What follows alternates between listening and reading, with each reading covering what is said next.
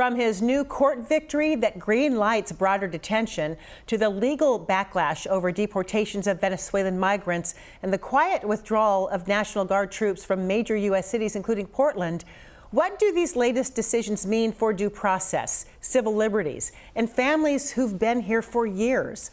And how much power does the president really have to detain, deport, and deploy troops inside American communities? Joining us to discuss is Erin Carr, Assistant Professor of Law at Seattle University. Erin, thanks for being with us tonight. Good evening. So first, the Fifth Circuit Court upheld Trump's expanded detention policy. In plain terms, what does this mean for people who are being detained? In a divided opinion, the Fifth Circuit Court of Appeals late last week endorsed a novel and radical statutory theory that had been advanced by the administration and that had been rejected by over 300 federal judges from diverse ideological background. Based on this recent decision, law-abiding immigrants, including those who have been in the country for years or decades and who pose no safety or flight risk, can now be subject to mandatory indefinite detention without any possibility of a bond hearing. Wow. How quickly could this ruling change what happens here on the ground in states like Washington? Well, even though the Fifth Circuit decision is not binding on courts here in Washington, this ruling could potentially fuel immigration arrests nationwide.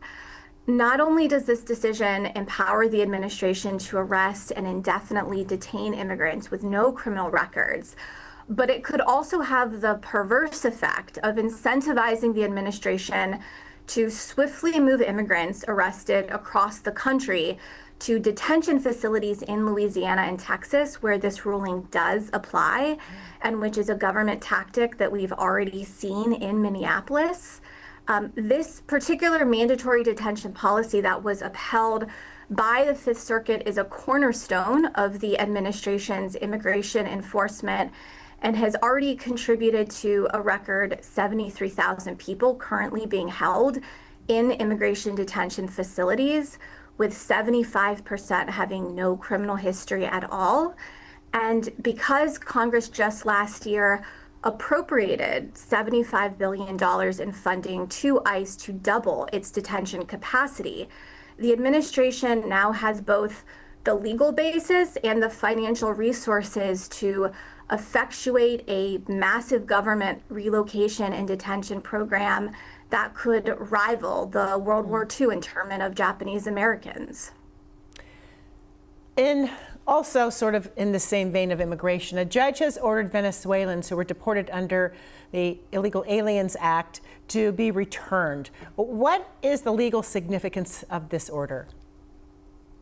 This is a legally significant decision that represents the federal court's attempt to hold the administration accountable for flagrant due process violations. This particular decision stems from a case that's been ongoing since last year, when President Trump claimed broad emergency powers under a wartime law to summarily deport some immigrants.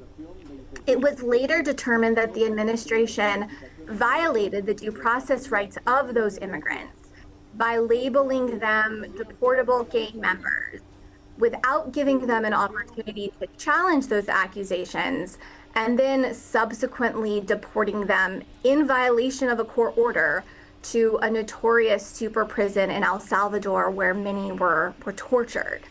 This order attempts to provide a modest remedy to those due process violations by requiring the government to facilitate their return to the United States so that they can be provided with the due process they were originally denied. And then finally, this week, we've started to see the National Guard quietly pull back from some cities like Los Angeles and Chicago and Portland. So what does this say about the federal, local power and civil liberties and public safety?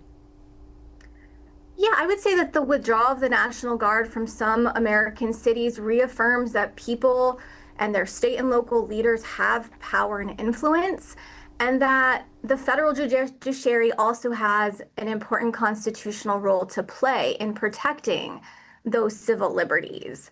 This announcement coincides with several important legal decisions and with growing public resistance and outrage to the very real human toll of the administration's immigration crackdown that has prompted some Americans to reevaluate whether they will continue to support the government's conduct.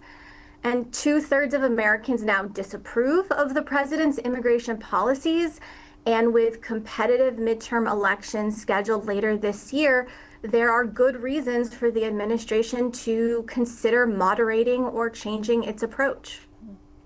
Erin Carr, thank you so much. We're out of time, but we appreciate your time tonight. Thank you so much for being with us. Thank you, Joyce.